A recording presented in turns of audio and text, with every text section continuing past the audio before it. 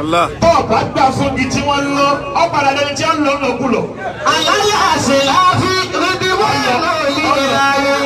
Ọ lọ bí táyà, ọ wà ń lọ́pa. Ọ jẹ fúnra, ọ tó jẹ dí. Bàbá Sílùkù lè.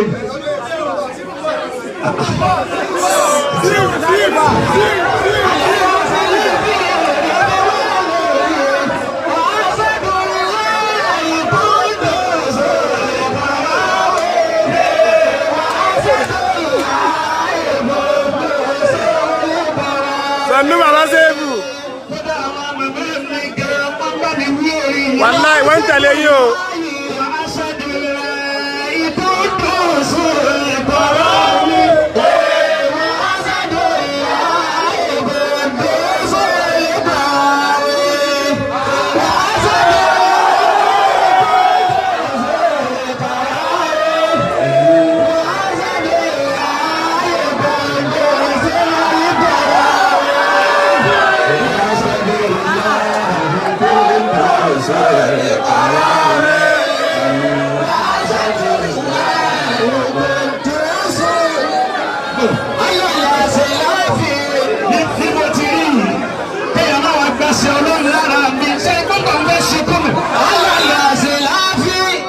Yóò sì sún. Bí mo ti rí kí ẹ má gbàṣẹ Ọlọ́run lára mi. Wallahi yóò sún. Ọ̀tọ̀ fẹ́ sunkún ọmọ rẹ̀ náà fẹ́ sunkún. Ó dẹ̀ máa sún.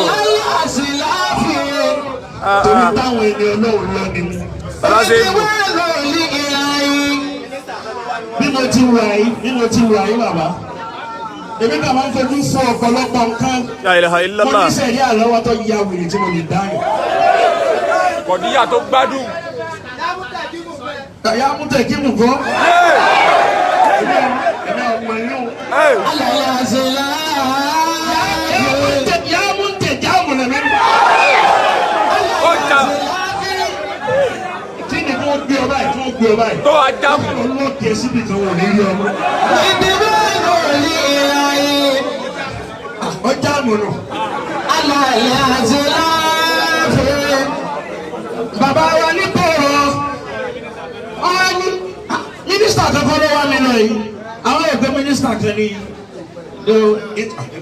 Kí ni ẹ ti pẹ́, ó ti pẹ́. Ìyá àti ẹ̀kọ́ ló wà ní ọdún tó ń bọ̀.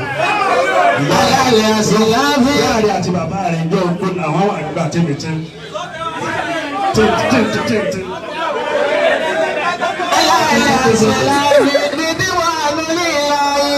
Bàbá wa lọ́wọ́, wọ́n wá ní. Afakumullah. Afakumullah. Èyí máa ń tọwọ́ bá kò báyìí. Èmi sì máa ń kówó rẹ̀. Kai, wallahi hakika. Èyí ò ní kí n máa ní kówó rẹ̀ kan wọn. Ọkàn àwọn míì wọ jàlábíà ó sì kó nǹkan tẹ ní abẹ́ wọn tẹ̀ sí ọlá yìí rẹ̀ kàn ní sí. Ọkàn rẹ̀ wọ jàlábíà rẹ̀. Èmi ò sì ní wọ jàlábíà yóò rọra wọ kéde báyìí. Ó lè wà lórí ọ̀kadà kó káwọn àwọn ajíbọ̀ wọn máa lọ tiẹ̀. Kì í ṣe jàlábíà àti ìwé yìí o. Ìlú wa ń kó jáde dé. Bàbá wa ní yóò gbà yá. Wọ́n ní kí ló mú wá fún mi. Àwọn kó jáde. Ohun rẹ tó máa ń dùn wọn ni máa gbà tó. Bó ti máa dún fàáfàá. Fámìlì rẹ̀ jẹ́. Ó yá máa dún fún mi nísìn. Bàbá ń bọ̀rọ̀ láwọn ń kó ohun tèmi jẹ. Orí burúkú bá wọ̀ ọ̀bẹ gbó. Inú wa ń bí ẹ. Ọmọ bó sori ikú tẹ́lẹ̀. Tí wọ́n bá mú ẹ pẹ́rẹ́, tí wọ́n bá dá ẹ mọ̀ pé wọ́n máa jojú ẹ. Wọ́n máa jojú ẹ. Ẹ̀jẹ̀ yóò sì tún bẹ. Ṣé ìdè wọ́n ń rìn?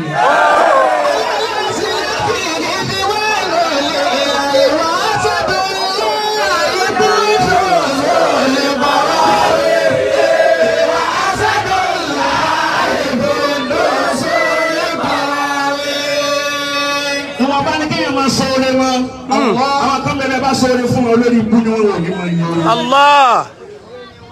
Olóníwọ̀n wọ́n ní kọ́kọ́ yin ànábì fún mi. Mo gbé wọn débẹ̀ o. Kò wọ́n yá wà láì mo gbé wọn débẹ̀. Bàbá wa ń mi báyìí. kódà tìrabà tẹ́yẹ́ yẹn. Àwọn mẹ́ta.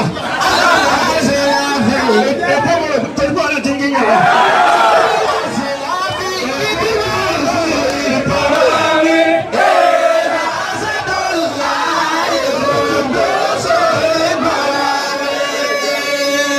Wàláì bọ́lá ti ṣe mi bí mi ó ti máa lò ó lọ. Wàláì.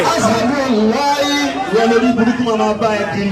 Wọ́n aṣáájú láàyè. Mo dẹ̀ máa lò ó pẹ́rọ láwọn ọ̀la rẹ̀. Wọ́n aṣáájú láàyè. Mo wá ń ṣẹ̀ṣẹ̀ láti fan nẹ́bì fún bàbá. Mo lè mọ́. Bàbá ní súnmọ́yà. Wọ́n gbọ́ ìta tí wọ́n ti gbọ́ pẹ́lẹ́ dì. Nígbà wọ́n á súnmọ́ bàbá. Wọ́n á sí fìlà. Tí wọ́n wà ń bẹ̀ yìí. Wọ́n lè bẹ̀. Nígbà tí wọ́n náà ti wà ní wọ́n náà kò rò.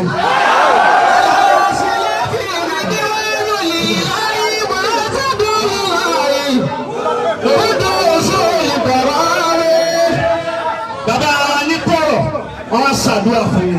La ilaha illallah. Wọ́n ní máa lọ, mo tún wá fẹ́ fún àdúrà kalẹ̀, mo tún wá fẹ́ bínú. Wọ́n máa náwó láyé mi. Mo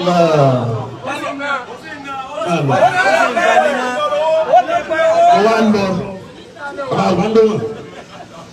Yóò tún bàbá àbẹ̀rù Jésù wá kú. Radiyallahu ta'ala anhu.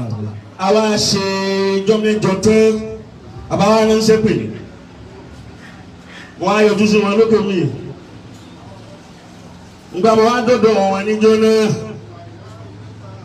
Àbá wa ní bí wọ́n ti wí ìlú wọn fẹ́ wí. Wọ́n lè sọ fún mi.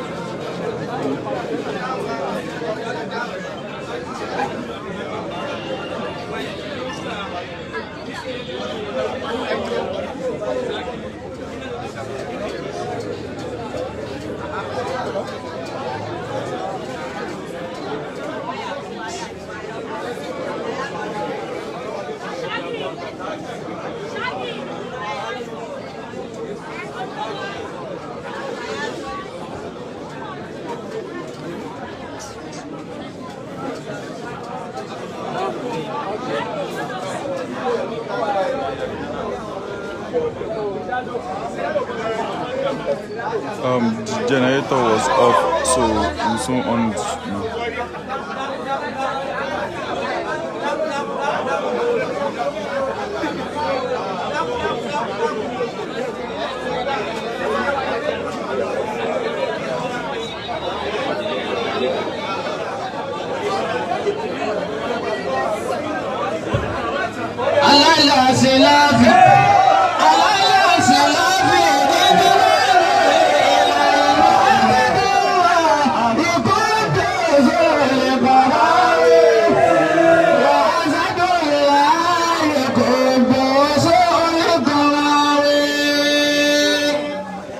àbí ìjẹsẹ̀ wa ló ti wọ́n padà fọ́dọ̀ Ọlọ́run. àṣejọ́ pé ìjọ tẹ́ bàbá wa ní kúrò ní àyè wọ́n wá ránṣẹ́ pè mí bàbá wa tata wọ́n wá ní sọ fún mi kí ló pa yàyà wọ́n ti wí lò. Allahu Akbar. mo bá ní ìmáṣe ìmáṣe ayánakumọ̀lá ayánakumọ̀lá. Wọ́n wá bẹ̀rẹ̀ sí ní sunkún wọ́n wá ṣàdúrà wọ́n wá ní kí n máa lọ. mo wá sọ fún bàbá wọn jọ náà mo ní yá pé àmọ̀kún wọ̀ mo ní ó ti ẹ̀dá tí ẹ̀rọ ń ṣépè mí àfa àmúṣá náà mẹ́ gbogbo bí ilé lòún máa wà.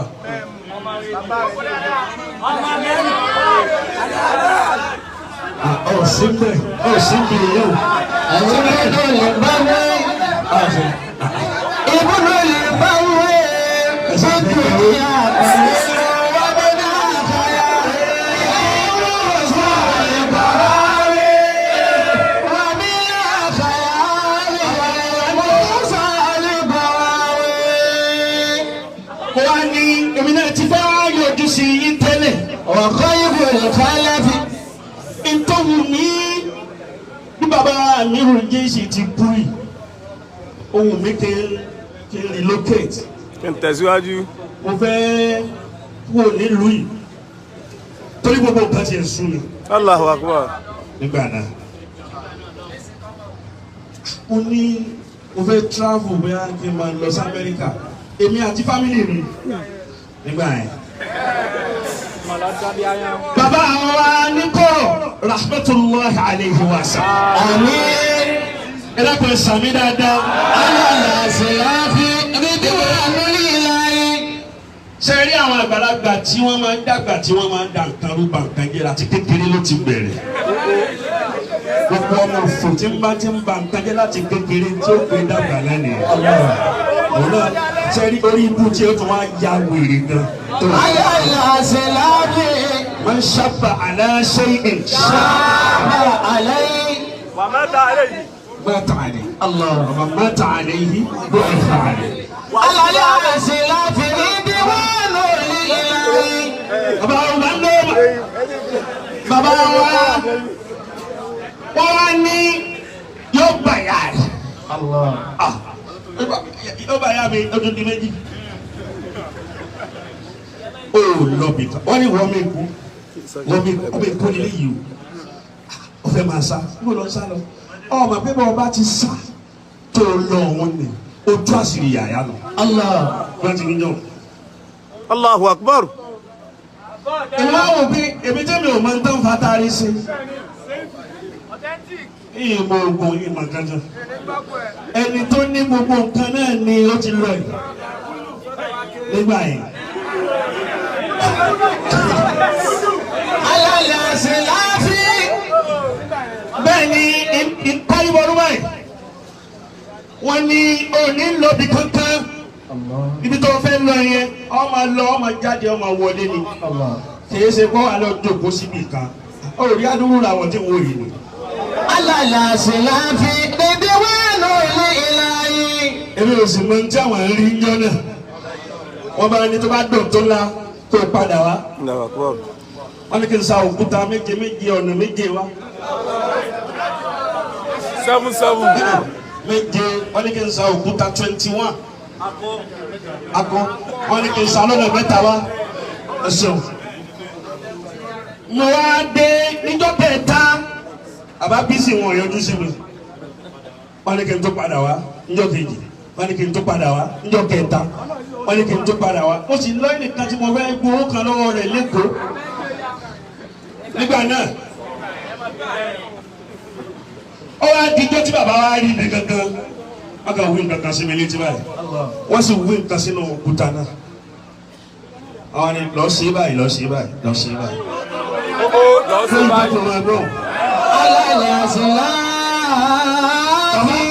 mo wá ṣe bí wọ́n ti ní kí n ṣe pẹ̀lú ọkọ̀ Ọlọ́run.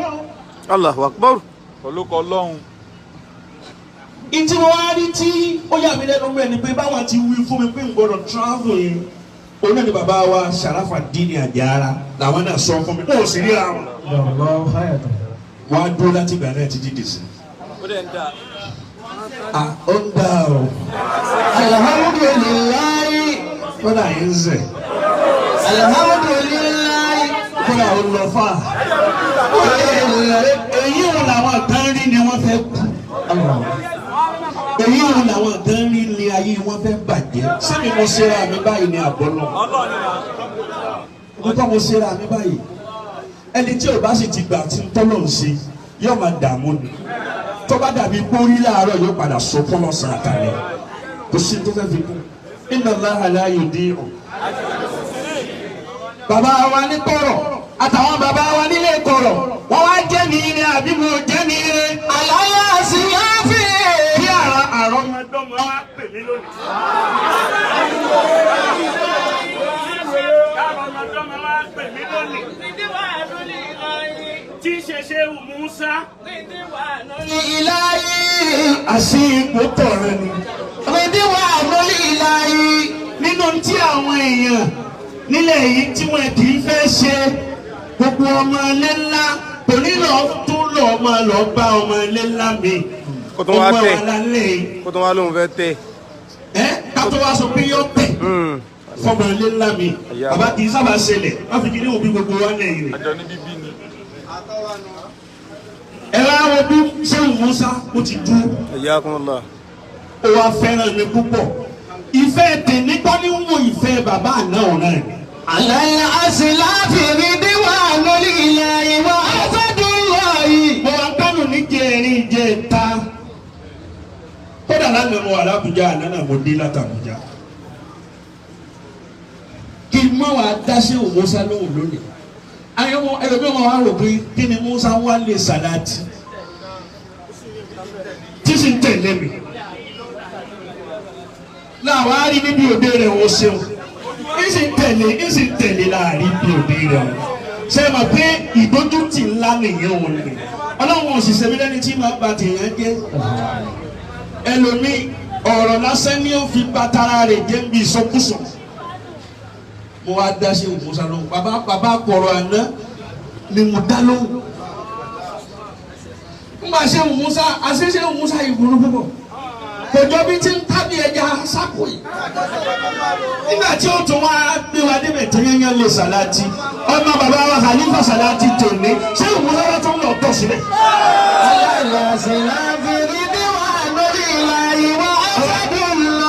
Khalifa wa sàláàtì bàbá mi àgbà. Àsọ̀rọ̀ ni ṣé Musa tó ń bẹ skáàrì.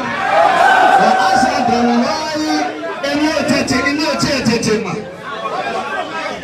Sọ fún mi wọ́n ṣe lẹ́lẹ́gbẹ̀gbẹ́ tẹ́lẹ̀. Bẹ́ẹ̀ni à ń yọ wá ni. Ngbò wá yá Ọlọ́run wá fi hàn síta gbangba àṣẹlẹ̀ sàláàtì àti lè pọ̀rọ̀ àṣẹ ọ̀rọ̀ kan náà. Àṣẹ tàpá fẹ́rẹ́ jẹ ni wọ́n. Báwa ti ń tàpá sáwọn kọ̀rọ̀ làwọn kọ̀rọ̀ náà ń tàpá sí wa. Àbára àyíká wa ṣe tó dùn mọ́ mi nísìnyí nígbà wọn gòkè. Àbára wa lókè tí wọ́n máa wà lókè. Àbára wa Muhammad Mudassir. Ẹlẹ́kọ̀ọ́ bá wúlẹ̀ dáadáa. Wọ́n á ṣàdúrà tó pọ̀ fún mi lókè. Wọ́n ní kó dáa pọ́jẹ́ẹ̀tì tí ń ṣe lóhùn ni. Ìgbà tí ń ráyè kì í dákun. Àwọn ń bọ̀ wá àwọn náà ń bọ̀ wá fi ẹsẹ̀ bàbá àgbà tẹ̀lé. Allah. Àdìsọ́kọ̀ àwọn gbọ́ yà láyé àlejò. Mo sì ní gbà wọn ní ìyá láyé àlejò. Bí ti bàbá bàyà. Alala silafi. Adi ọlọ́wọ́ kò sí àṣẹ àwa ní kọ̀rọ̀ ó wà nù àwa muflihun Allahu Akbar.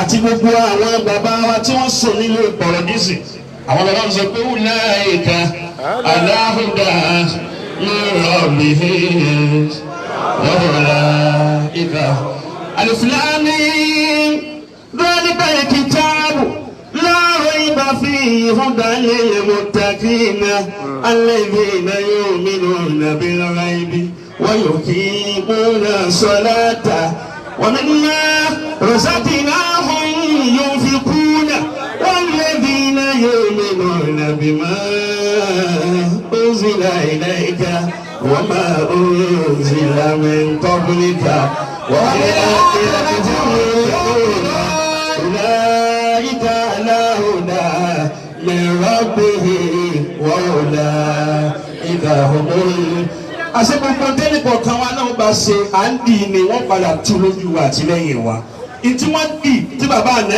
dì òun là ń tú lẹ́yìn wọn yìí ìrẹ̀lẹ̀ tí wọ́n dì lánàá àwa tí wọ́n ṣe rere fún náà là ń sọ̀rọ̀ wọn yìí àwọn alágbèbọ̀ ti jí wọn nù sàárẹ̀ báyìí tó wọn gbọ́n tí wọ́n wí pa rẹ o gbogbo tí wọn náà dì lónìí máa dì wọ́n tú lójú rẹ wọ́n tún tú lẹ́yìn rẹ bàbá wa pé gbogbo alápàdé wájú Ọlọ́run jọ kan tásìwá ń lo ulaika ala huda